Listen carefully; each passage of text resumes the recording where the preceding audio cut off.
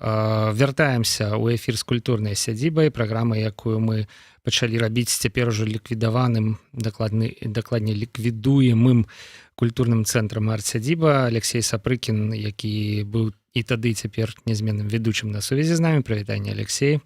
Прывітанне, Сергей. Так, сапраўды, 4,5 месяцы не выходзіла наша праграма, наш падкаст у этэры Еўрарадыё, і вось нарэшце мы зноў-такі можам парадаваць нашых гледачоў і слухачоў сваімі роздумамі, развагамі на розныя культурныя ці каля культурныя тэмы. Таму віншую нас перадусім з такой, мне здаецца, важнай падзеяй у такі няпросты час. Ну, а для такой важнай падзеі мы выбралі шаноўнага госця. Гэта мастацтвазнаўца Сергей Харэўскі, мастацтвазнаўца, выкладчык. Прывітанне, Сергей.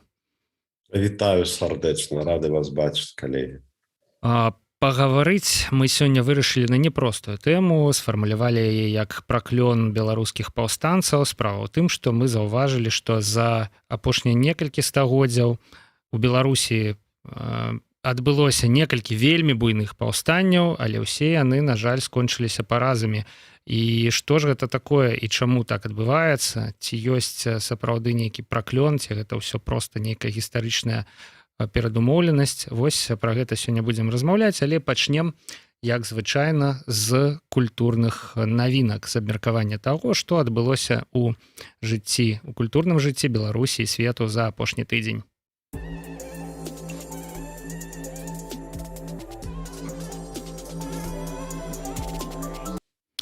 Алексей. Паша, ты кажаш, як звычайна. А мы звычайна ўжо так не пачыналі даўно з абмеркавання культурных навінаў. Я памятаю, на світанку нашага падкаста, яшчэ калі мы ўсе збіраліся ў студыі Еўрарадыё ў Менску, вось тады мы, мне здаецца, прамышлялі абмеркаваннем культурных навінаў. Вось нарэшце мы зноў да гэтага вярнуліся, і я дазволю сабе пачаць.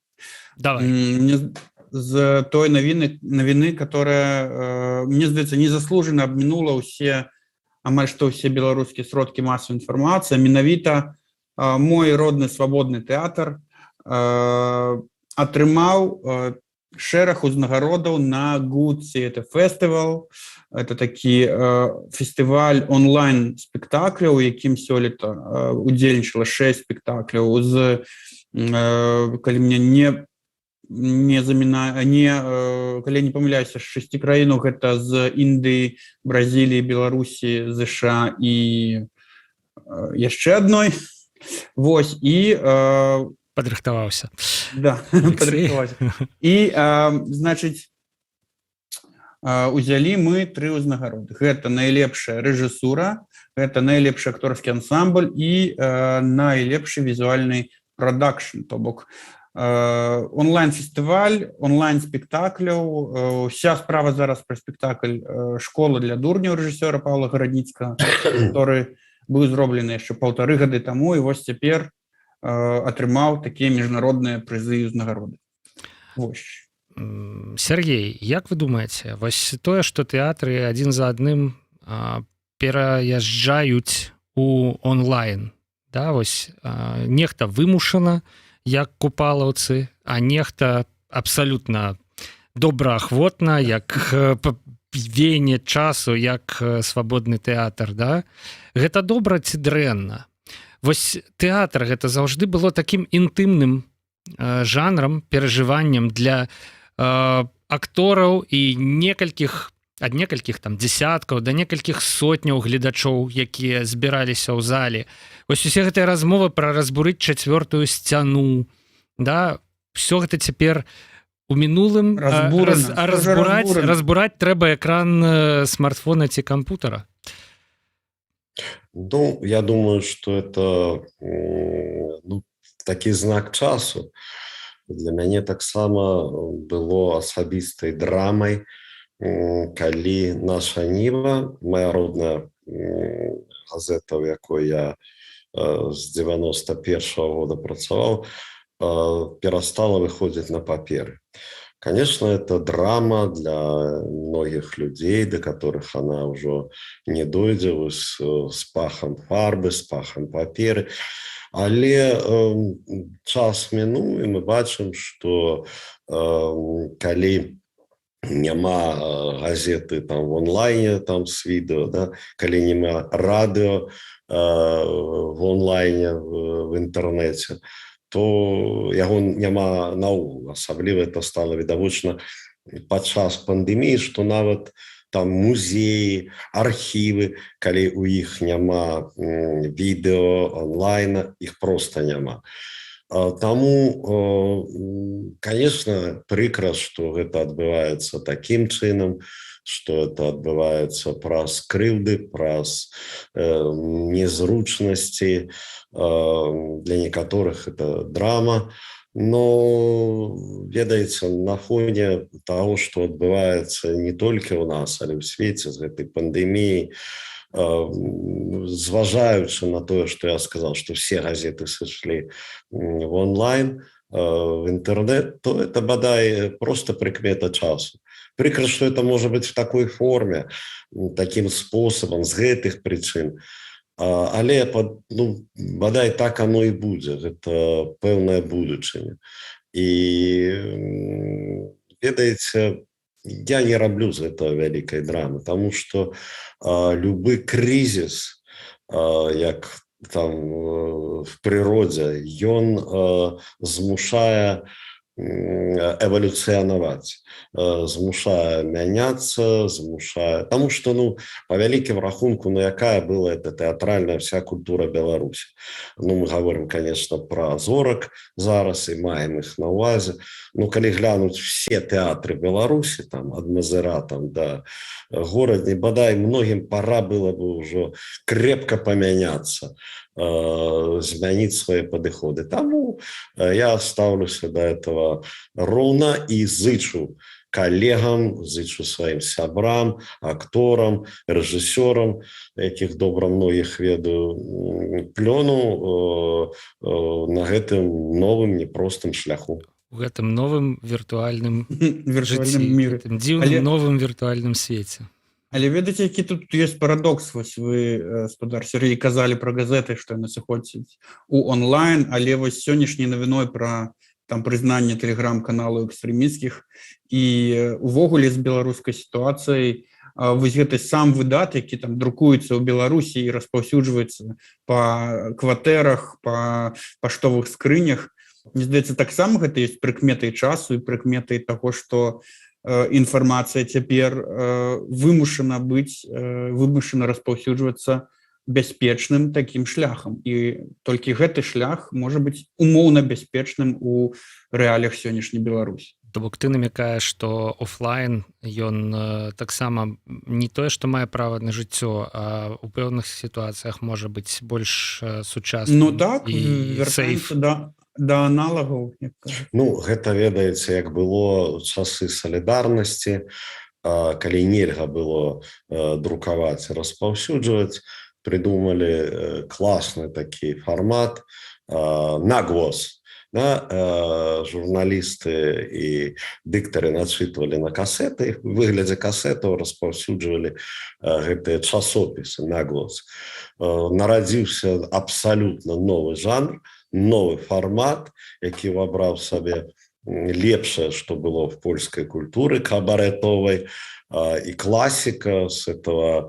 А потым яны ўжо, калі стала бяспечна, выходзілі ўжо в папяровым фармаце, но это ўжо было не то.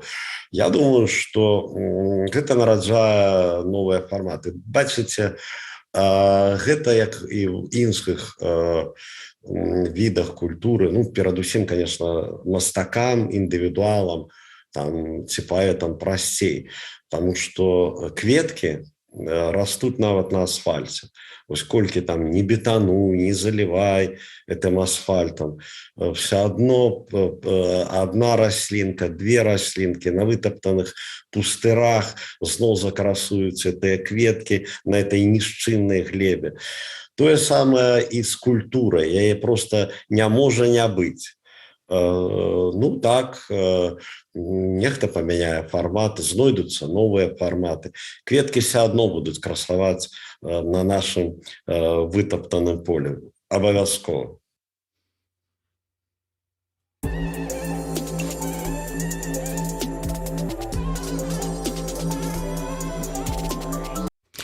Алексей, якія яшчэ навінкі ты для нас падрыхтаваў? Можа, абмяркуем Нобеля?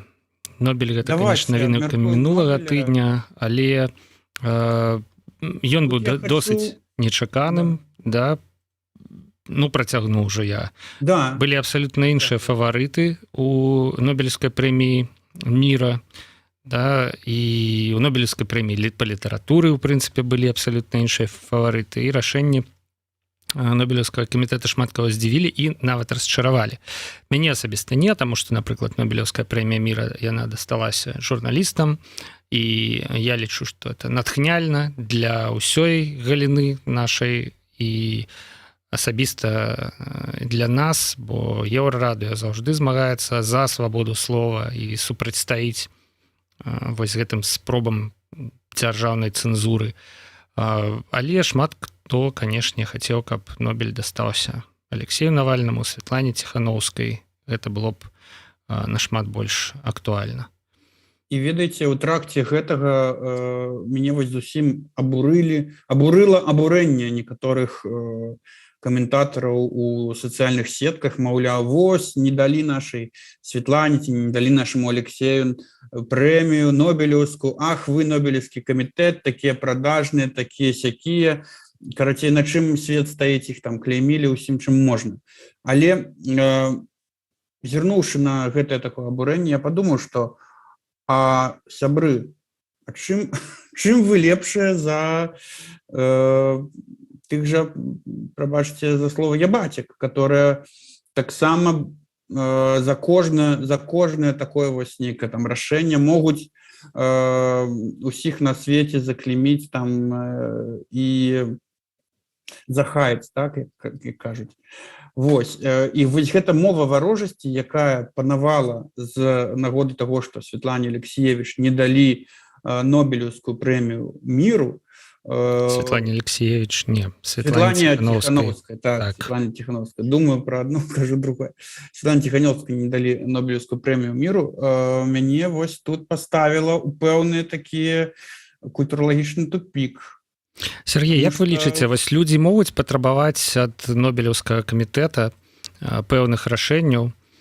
Ну вось таму, што гэта прэмія міру, гэта нешта, што уплывае на дзяржавы, рэгіёны, дыктатараў, іншых лідараў, да, і вось вельмі хочацца, каб нешта змяніць. Мне это абурэнне нагадваюць абурэнне в соцсетках рускамоўных альбо неафітаў, якія толькі пачалі гаварыць по-беларуску, што ўсё вакол не по-беларуску, да? Там, дайце нам то, дайце нам гэта, вот тады мы загаворым, вы мне спачатку дайце там 300 000 подписчиков, вот тады я подумаю. Это некое такое, ну, дзіўныя абсалютна падыходы, канапныя такія партызаны, да, на канапе. Хочаш быць шчаслівым, будзь ім. Калі хочаш рабіць тое, што любіш, любі тое, што робіш. Я наогул не сачу за гэтымі прэміямі ўжо даўно, тому что роўна ж, як і, напрыклад, за Еўрабачаннем, это для мяне какие-то дзіўныя такія жанры, тому что раней, калі свет круціўся вакол Европы, ну, неяк так оно было все как неяк больш зразумелым з гэтымі прэміямі. Кому не дай, все будут незадоволены. Далі Горбачеву, там, незадоволены. Далі там Ясеру Арафату незадоволены, дали этой президенции Мьянмы незадоволены, и там шлейфы скандалов. Тому, кому не дай этой премии, это заўсёды будзе недзе пасклізнешся. А што датычыцца там вагі гэтай прэміі, она таксама стала адносна. Я памятаю, як далі Гао Синьцзяну раптам, а я в этот момент выпадкова быў в Польше в гостях і памятаю, як ашалелі польскія журналісты, а польская журналістыка, ого, яка яны не маглі знайсці твораў Гао Синьцзяна этого в Варшаве, то бок нікому в Польше не было што сказаць з гэтай нагоды. Кітаец, які піша по-французску, чые там п'есы ставяцца ў Гонконгу. Таму і тут я не сумняюся, што гэты цяперашні лаўрэат прэміі Абдул там Празак Гурна, ён, напэўна, добры пісьменнік. Ну, дай Бог, я не ведаю, калі я да яго дабяруся. Был цудоўны пісьменнік Олкат Дерек, который уславіў нарэшце сваю маленькую краіну Сент-Люсія. Каб не ён, то, напэўна, пра Сент-Люсію ніхто б і не ведаў. Таму і тут, я думаю, што все эти хваляванні за прэміі, ну, мы ведаем, што такое брытанская музыка, так?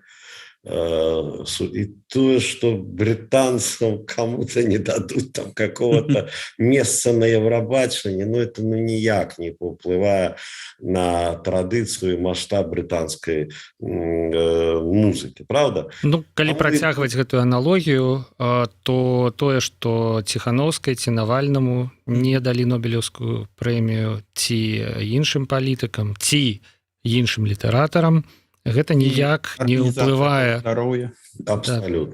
на тое, што яны робяць, на значнасць культуры тых ці іншых краін. Абсолютно. Потому что, ну, объективно кажучи, ну, якія наклады цяпер там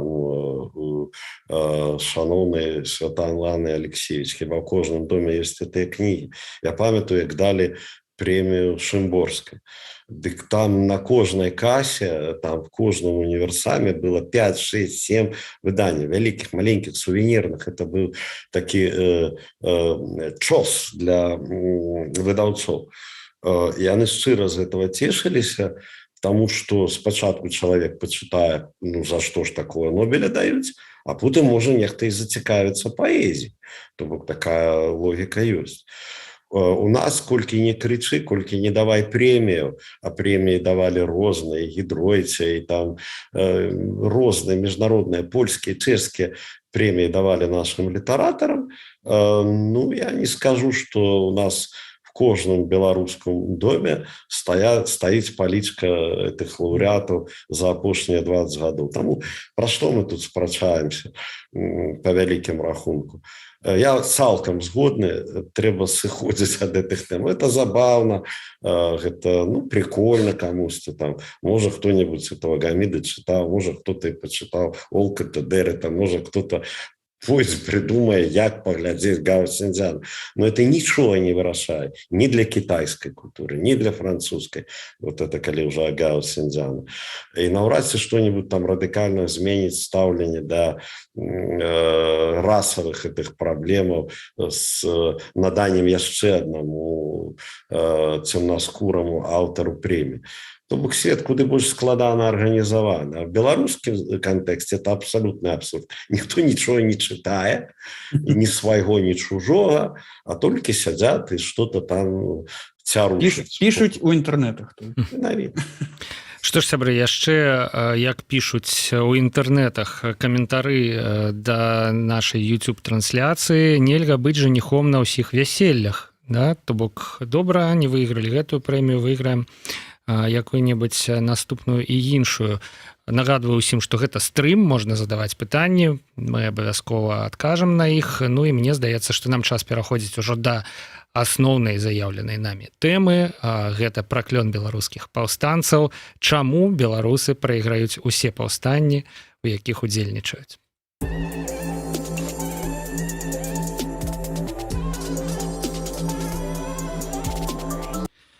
І таксама, а можна я пачну ізноў жа з каментара і адразу дам слова табе. Каментар. Наш народ ад кожнага ўкіду ад уладаў упадае ў паніку. Напрыклад, як сёння. Ці можа такі народ перамагчы? Да, вось такое таксама пішуць пад нашай YouTube-трансляцыяй. Алексей, вось з гэтым эпіграфам перадаю табе слово. Да, з гэтым эпіграфам. І яго можна запомніць і адказаць на гэта пытанне, я думаю, пасля нашага абмеркавання ўсяго. Але я вас, спадару Сергею, хачу такое першае пытанне задаць. Ваше меркаванне, спадар Сергей, як вы думаеце, ці проиграла беларуская рэвалюцыя 2020 года? Ці яна працягваецца? Ці у якім все стане? Ну, я думаю, что любые такие, ну, метафоры, термины, они рызыкуюць быць аблуднымі, так? Роўна ж як любые там параллели геаграфічныя ці гістарычныя, абсалютна розны кантэкст. Гэта не часы салідарнасці в Польшчы, про якія я згадаў. Это ніякім чынам не стасуецца там да паўстання Касцюшкі. Ці можна называць гэты канфлікт, які ўзнік рэвалюцыі? Я не ўпэўнены, таму што і я не ўпэўнены, што самае істотнае, што это ён пачаўся толькі ў 2020 годзе. Калі мы ўжо в такім культурным кантэксце, то давайте не забываць, што гэтыя спісы чорныя выканаўцаў і аўтараў існуюць, ну, все это апошнія там 27 гадоў. Не выходзят там на сцену спеваки, акторы, не друкуют, не пускают этих поэтов. Ну, давайте поднимем эту подшивку, коли, как их назвать в интернете, за апошнія там 15-20 гадоў. Мы побачим там тысячи таких гісторыяў і пра збіццё дзеячоў культуры. Памятаю, як збівалі там Марачкіна, як збівалі Някляева, якія стасункі былі, пакуль быў жывы светлай памяці Васіль Быкаў і многія іншыя. То бок гэты канфлікт, ён ну, проста ён увайшоў в нейкую фазу, тое, з чаго мы пачалі, так? Нейкую фазу такую інфармацыйную, абсалютна іншую тэхналагічную фазу.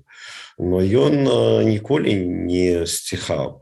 І я лічу, што это канфлікт, які цягнецца ад часоў, прабачце, перестройкі, так? Вот это з часоў перастройкі сёння ніяк не можам пераадолець і не толькі ў нас, і ў Расіі, і многіх іншых постсавецкіх краінах.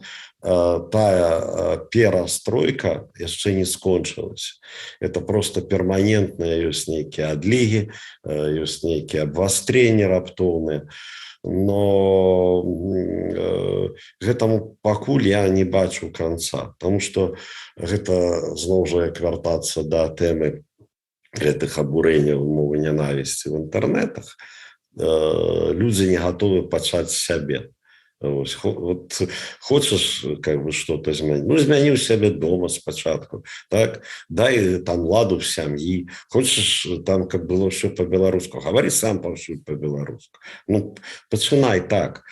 А то там прыводзяць там дзяцей в храм, а самі праз дарогу на піва. І думаюць, што там, ну, неяк навучаць там дзіцё, да? Альбо дзіцё аддаюць беларускую школу, а самі не чухаюць. Тое самае і з вашым пытаннем. Гэта не пачатак, не канец, гэта фрагмент доўга ланцуга супрацьстаяння са старым светам, новага свету, з усім гэтым калгасным ладам, з усім гэтым тотальным кантролем, з усёй вось этой спадчынай цяжкой савецкай.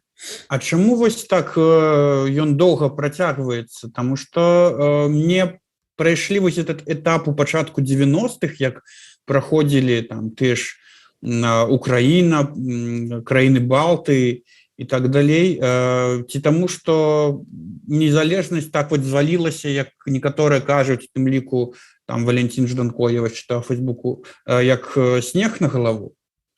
Чаму вось такі этап зацяжны ў нас у змаганні там за незалежнасць, за права? Пачнем з канца. Я катэгарычна не лічу, што незалежнасць нам звалілася на галаву, таму што дзесяцігоддзямі, калі не стагоддзя, беларусы рыхтаваліся да гэтага. Была супольнасць, это все падрыхтоўвалася, галосна ці не галосна. Это гадамі гэта спела. Это абсолютно неправильный, облудный абсолютно посыл, что нам это звалилось на голову. Ну так, конечно, были знешнія фактары. Потым я не згодны, что все завяршылася на этой постсавецкай прасторы. І сёння в Літве ёсць людзі, якія са скрухаю, там з ностальгіяй згадваюць добрыя часы. Што датычыцца Украіны, то там тым больш невідавочна эта перамога. Як бы, ну, нам не імпанавала это дух свабоды украінскай, этой такой анархіі пэўнай, так. Но калі браць глыбей, там, як я летась быў там на Валыні, гаварыў з простымі людзьмі, там далёка не все так відавочна. Ну, не кажучы ўжо про той крывавы канфлікт, які цягнецца з 2014 года і канца яму няма. И масса вот этих проблем с коррупцией, которую не могут сигнировать нават там добродеи Украины. Но ну, такие відавочные поспехи, ну, как бы однозначно, может, хіба в Эстонии. Вот там так само под спуда, под этим лёдом застаецца вот эта частка та айсберга, якая яшчэ не растаяла. А я ўжо не кажу про наших усходніх суседзяў. Чаму? Ну, сярод іншага і таму, што наш эксперимент не чысты. То бок мы не живем от нашего суседа, дал Бог суседам, да? Там не за 1000 километров, не на острове, и мы ну, непазбежна, и тем больше журналистам ведомо, что мы в любым разе, абсолютная большасць насельніцтва Беларуси живе в российской информационной просторе. И это факт. И гэтага не пераламілі за это 30 гадоў. Хабаровск, мы с тобой. И там песня, гимн, это, конечно же, Цоя, что-нибудь из Цоя. Вот, тому это пачатак просто доўга. Бачыце, свабода – гэта не нейкая там фінішная дыстанцыя. Вот, дабег, и все. И нарэшце я свободен. Свобода – это тое, что внутреннее некое самопочуццё. Это вроджанае пачуццё годнасці, якое перадусім выспяваецца індывідуальна. Не можна сказаць всем, што вось вы цяпер годныя, свабодныя і жывіце шчасліва. За свабоду, за свае правы, за годнае жыццё все народы, и так званые там привиляванные нации Европы змагаюцца несупынна праз парламент и праз медиа. Это несупынный процесс. Никто не мог подумать, что там в Норвегии отбудется это макабра с Брейвиком. Так? И это зноў выклик. Так? Тысячи выкликов. Их свобода – это несупынная праца над собой, это долгий несупынный шлях. Нельзя сказать, что я добег, я свободен, все свободны, дзякуй всем. Такого не будзе ніколі. Давайте, можа, крыху вернемся до заяўленай тэмы ўсё ж таки. Маша, давай. Вось спадар Сергей сказал, что под гэтым расійскім парасонам у расійскай інфармацыйнай прасторы мы як былі у савецкія часы, так і засталіся сёння. Можа, у гэтым і ёсць, ну, прынамсі, адна з вельмі значных прычын таго, што самыя розныя паўстанні на беларускай тэрыторыі, якія пачыналіся з самымі рознымі мэтамі, яны сканчаліся паразамі. Тое, што непазбежна у гэты працэс умешвалася Расія со сваімі магчымасцямі, со сваімі войскамі, ну вось і ўсё. На гэтым мы і заканчвалася. Тапіла паўстанне ў рэпрэсіях і ў крыві. З одного боку так, з другого боку это перефраз, что мы становимся, свет становится лепшим на вышыню наших могил, да, ближе до счастья. И ведаеце, ну, паўстанне 1863 года таксама не было марным. Калі гаварыць сур'ёзна, то даследчыкі сялянскага пытання цудоўна ведаюць, якія грамадныя палёгкі атрымала беларускае сялянства в выніку этого паўстання. Каб адцягнуць сялянаў на паўстанне, царскі ўрад вымушаны быў пайсці на шматлікія саступкі, былі зменшаны там на 20% выкупы, сяляне сталі свабоднымі, былі надзеленымі. Там маса было всяких. І потым яшчэ праз 3 гады было зноў там новыя дадатковыя былі правілы.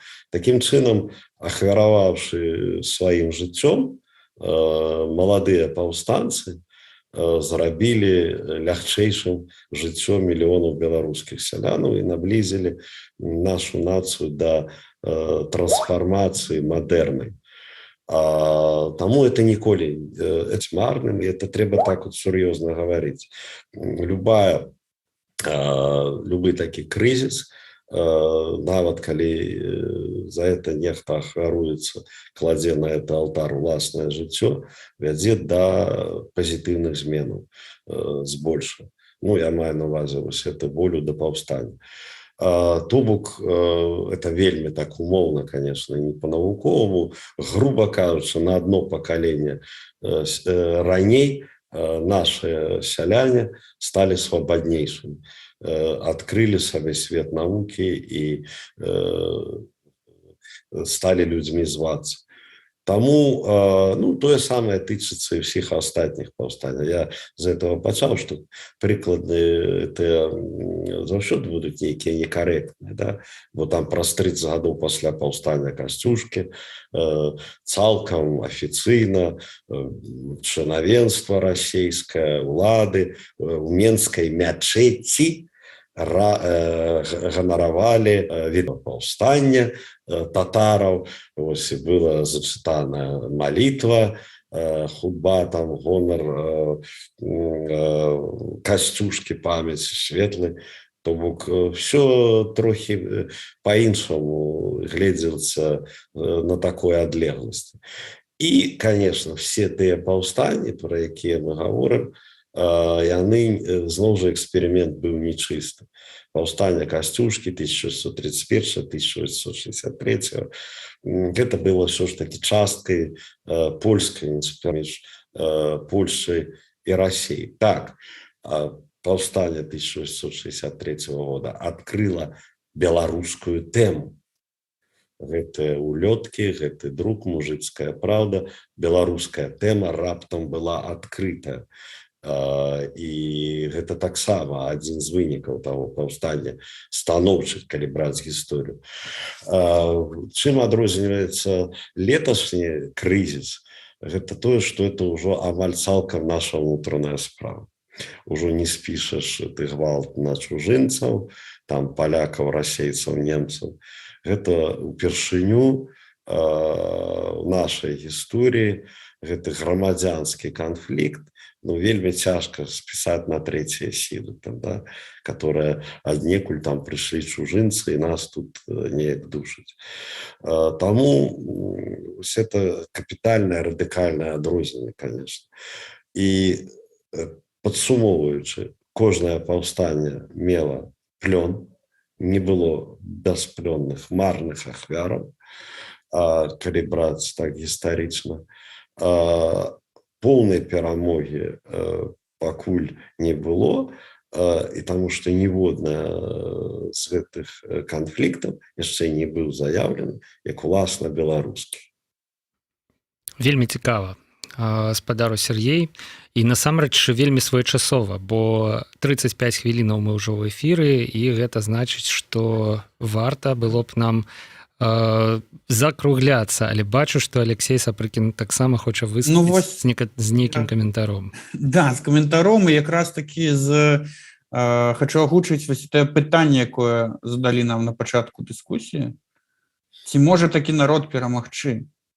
Можа быць, я папрошу кожнага з нас кароткую рэпліку. Ну, увогуле мы-то збіраліся размаўляць не пра цяперашнія падзеі, а якраз такі пра гістарычную рэтраспектыву. Але так атрымалася, што паразмаўлялі больш пра цяперашнія.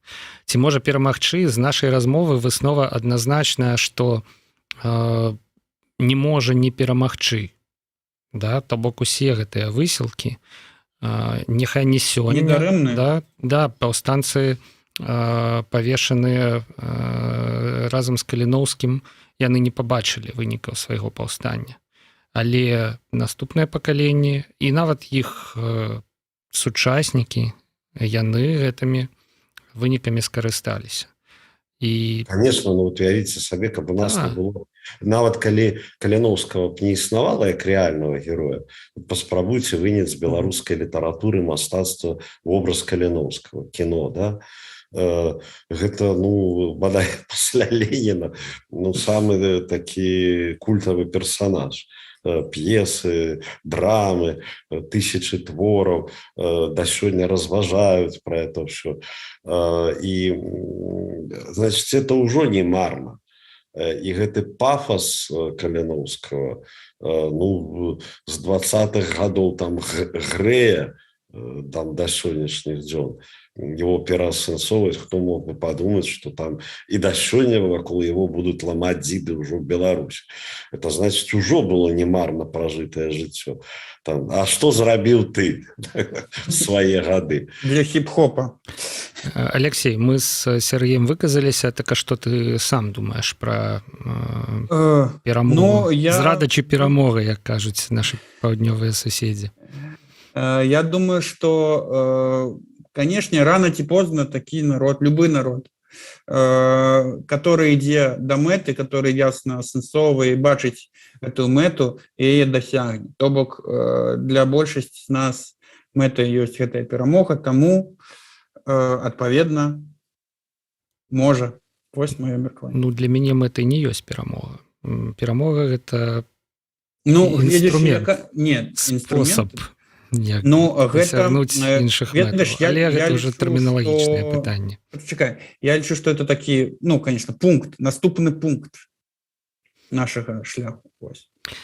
Дзякуй вялікі спадару Сергею Харэўскаму за тое, што пагадзіўся далучыцца да нашай рэінкарнаванай культурнай сядзібы. Спадзяюся, што цяпер кожны тыдзень мы будзем сустракацца з цікавымі суразмоўцамі і абмяркоўваць з імі апошнія навінкі культуры, а таксама нейкую такую сур'ёзную, магістральную культурную тэму. Да пабачэння, спадару Сергей. Удачы вам, трымайцеся. Да пабачэння, развітваюся з Алексеем Сапрыкіным, заўсёдным савядоўцам культурнай сядзібы. Да пабачэння, Алексей. Пакуль. Павел Свярдлоў працаваў пры мікрафоне. Пачуемся на Еўрарадыё.